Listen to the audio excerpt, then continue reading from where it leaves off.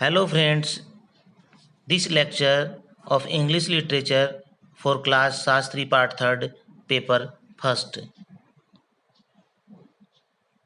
Today we will study of the famous poet G.M. Hopkins' poem The Sea and the Skylark. First of all, we will talk about the famous poet G.M. Hopkins. Here is the picture of G.M. Hopkins. Hopkins was born on 28th July 1844 and died on 8th June 1889. He was the leading poet of Victorian poets. He was educated Balliol College, Oxford. He was a poet of much originality and skillful innovator in rhythm.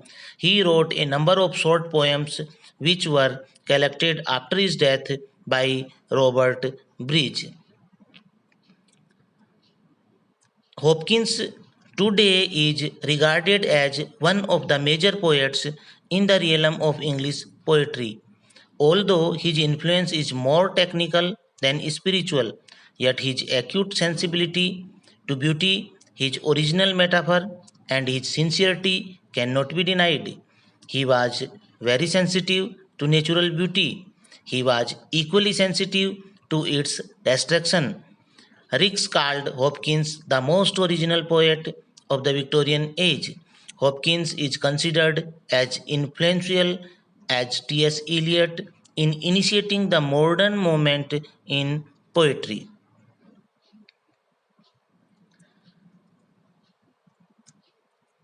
Then we come on the discussion of the poem The Sea and the Skylark.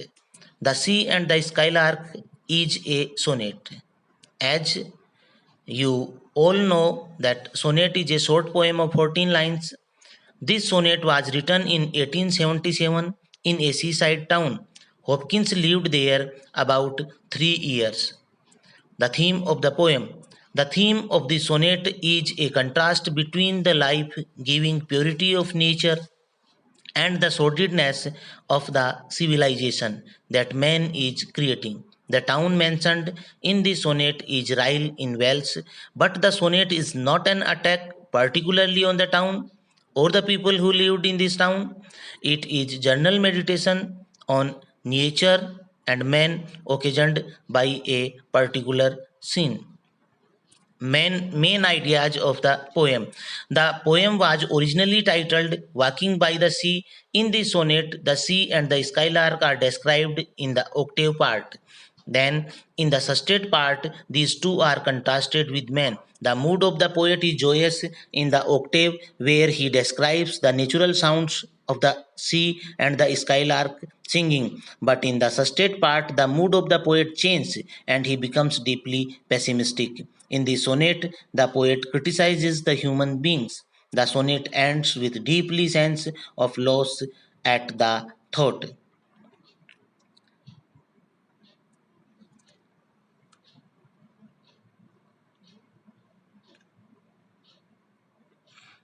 Now we discuss the text of this poem. So here in the beginning lines of this poem, here the poet is walking by the seaside. He hears the sound coming from opposite directions. These sounds are as old as the word itself. The poet says that it is seemed that these sounds will never be ended and will remain forever. From the right side, he listens the noise of sea, which at high tide strikes against the shore and rushes towards the ramps and then recreates, and this process continues. This process will continue as long as the moon continues to wane and wax because the tides are controlled by the moon.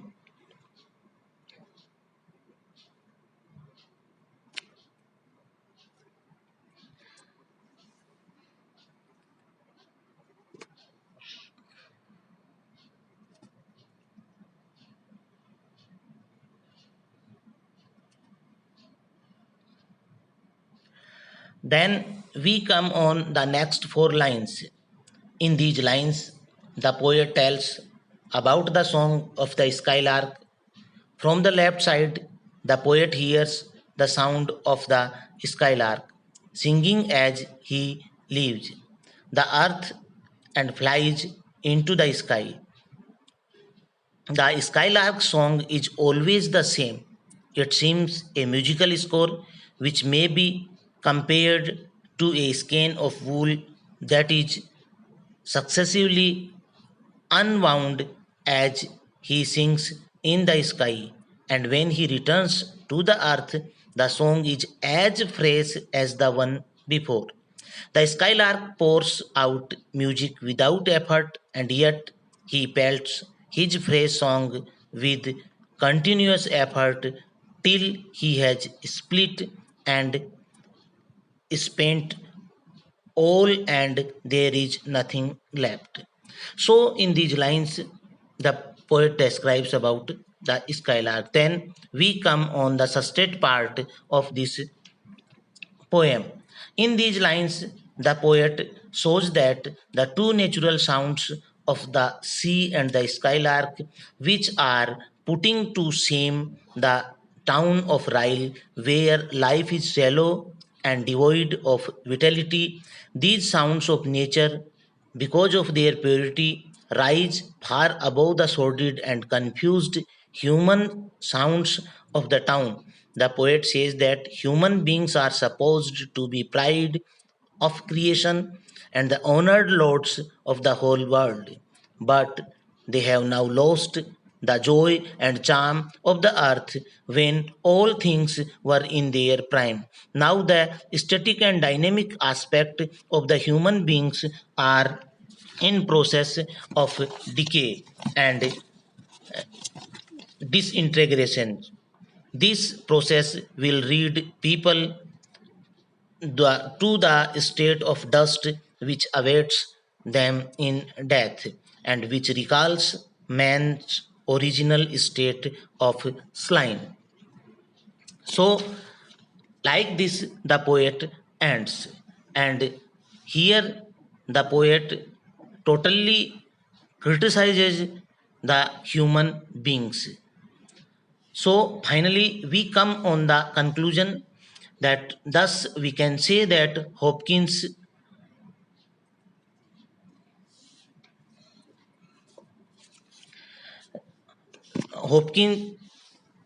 is very clear towards his thought that human beings are going towards their last destiny.